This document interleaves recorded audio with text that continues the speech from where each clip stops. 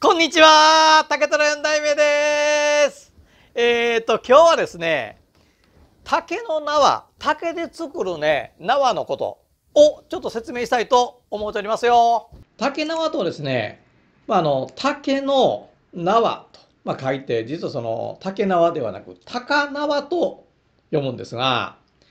もともとロープとかね、今のそのナイロンのロープとか、なかった場合に、自然素材でロープを作っちゃったわけなんですけれども、大体ロープというとですね、縄というと、わら縄なんかをまず皆さん思い浮かべるんではないかと思いますが、草履なんかもそうなんです。わら草履と、それと竹川草履と比べた場合に、藁っていうのは意外とその水に弱いんですけれども、竹っていうのは水分にすごく強い素材なんですね。そういったところから藁縄だとなかなかその水の中で使ったりとかですね、水気がつくと弱かったりするので、竹の皮というのは非常にその水に強く丈夫な素材ということで昔から重宝されてきて、多用されてきた素材ではないかと思ってます。そうしたらその高輪は一体どういうふうに作っていくんだということなんですけれども、まず素材がですね、これは新竹といってですね、その年に生えた竹だけを使います。タケノコから、たったの3ヶ月で親竹の20メートルぐらいの高さになっていくわけなんですが、竹がこう伸びてですね、竹の皮を落としながら大きく竹になって、で枝を伸ばすと。で枝を伸ばした時にこうちょうどその竹の葉っぱがねパッとこう開いていくんですね。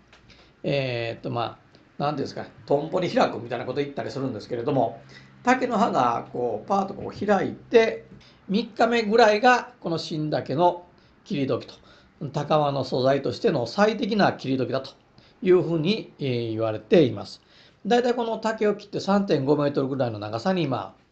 切ってですね、運んでいくんですけれども、その切った新竹をどうするかというと、まず油抜きという加工をします。これ虎竹なんかでもですね、竹虎の工場ではこの700度のガスバーナーに一本一本入れて、職人がその竹の太さだとか、それと持っているその油分が一本一本違います。それと切り時期だとか、そんなことに合わせてタイミング見ながら油抜きっていうことをしていくわけですけれども、この高輪に使うその油抜きっていうのは非常に豪快でして、もともとその高輪に関心を僕が持ったというのは、油抜きの画像をですね、映画で見たがです。でその虎竹のその油抜きなんかとは違ってですね、本当にダイナミックで、新竹をずらーっとこう川に並べちょって、でそこから下からですね、まるでその言うたら土佐のねカツオのたたきのようにガーッと強い火でね一気に炙っていくんですよ。でもう切り口から油がバーッと噴き出してですね、もう豪快に思って炙って裏炙ってみたいなことではい終わりみたいな。でそれを熱いうちにそのナタで釜でしたね、釜でこうバーッとこう熱いやつをね、熱いうちじゃないと割れないんですよ。で割っていくみたいな作業を見てですね、こんな豪快なこう野心あふれる竹細工作りっていうのがあるかやなと思って、でぜひ一回見たいと思って今回、わざわざ訪ねていって高輪作りをしてもらいました。新竹を割って1.5センチ幅ぐらいの竹ひごに作っていくんですけど、でそれってサッパっていうサッパ作りって呼ばれております。でそのサッパの束を束ねて、大体この高輪作りっていうのは農閑期ですね、冬場の仕事なので、それまでずっとですね屋根裏で保管してるんですよ。で昔の家っていうのは大体そのいろりでいぶされて、煙がブーッと上がって、ほんでこうかやぶきなんかが長持ちするとかっていうんですけど、その高輪もようできちゃってですね、竹っていうのは割と新竹なんかも虫が食いやすいんですけど、なんで虫が食うかというと、下でこう炙りおりますろ、いろりでその煙がずっと上上がっていぶされるんでね、虫も食わないで、冬場までしっかり保管できるということなんです。で保管しとったそのサッパの束を水につけて、大体その暖かい時で4日間ぐらいで、冬場だと1週間ぐらいこう水につけっぱなしにしてですね、で揚げるともう竹がもう柔らかい感じになってるんですよ。それを薄葉っていうですね、小刀が独特のその小刀があるんですが、それ竹へぎをしていきます。だいたい厚みのある竹で、12枚程度で、薄い竹でもですねだいたい6枚程度にへいでいくそうです。薄くへいでいく、これがなかなかね技術の難しいところなんですけれども、竹へぎをして薄いその竹をへいだ短冊のすごい長いような竹ひご状のものを作っていきます。でそれをですね芯に目だけの芯があるんですけれども、それにこうずっとこう巻きつけていって、まず一本の、これ片寄りというんですが、片寄りしたロープを紐状のものを作ります。でこれを木で十文字に作ったですね雲手と呼ばれる道具があるんですが、この雲手にずっと巻きつけていくんです。でさらにですね片寄りした縄を3本寄りにしていって、1本の太いロープに紐状にしていくと。で3本寄りしたですね、これ縄縁というんですが、縄縁された高縄を今度はその寄り掛け機という木製の機械があるんですけれども、これに通してですね、ギリギリギリギリとこう強く巻いていくと、なかなかこの人間の力だけではギュッと締まらなかった高縄が固くこう締まっていきます。固く締まってこう縄目がねギュッと締まって一本の強いロープのようになっていく。でそこでですね、同じくその高縄で作った独特のそのたわし状のですね粗いたわしのようなものがあるんですが、これでですね寄り掛けというんですが、寄り掛け機に高縄をピーンと張った状態でこの高縄で作ったたわしでこすって仕上げていきます。でこの時に大体昔だと、菜種油を使ったそうなんですが、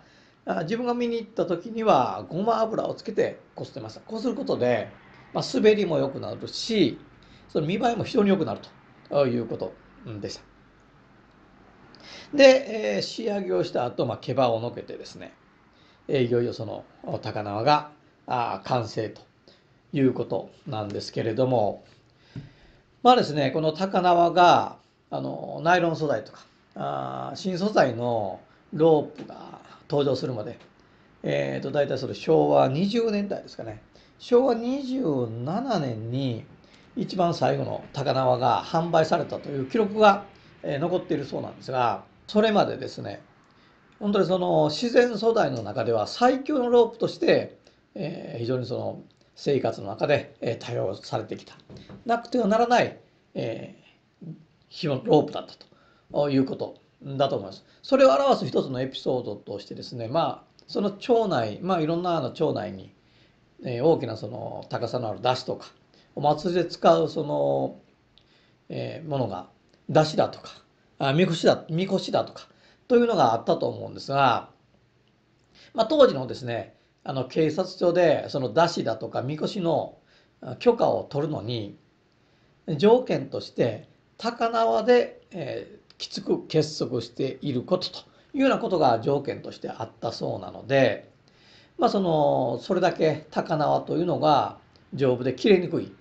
信頼性のある紐として使われてたということの証じゃないかなというふうに思っています。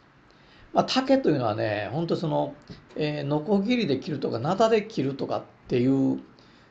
ならまだしも、本当その人間の手で折って引きちぎろうと思うとなかなか切れない、本当に堅牢で丈夫な素材ですので、それをこういうふうに油抜きして、型寄りしたものをまた3本にまとめて縄縁してよりかけ機でギュッと作ったと。もうこの紐はですねもう本当にその丈夫で、切れることなんかおそらくなかったんじゃないかなというふうに、思います。この高菜はですね、昭和27年に最後にその販売されたという記録が残っている以降はですね、本格的な製造とか生産っていうのはされていないようなんですけれども、埼玉県は東秩父村で、地域の方がですね、この高菜作りというのを、少しずつ毎年伝承して若い方にも、地域の若い方にも入っていただきながら今でも伝承されていて、毎年高輪作りを続けられています。竹のね、伝統産業、伝統技術というのがどんどん日本からなくなっていく中、こういった高輪の珍しい伝統技術が後世にずっと残っていく、あるいは伝承されていくっていうのは、本当に非常に心強く、また嬉しいことじゃないかなと思って、これからもぜひ続けていただきたいなというふうに思っています。ご視聴ありがとうございました。そしたらね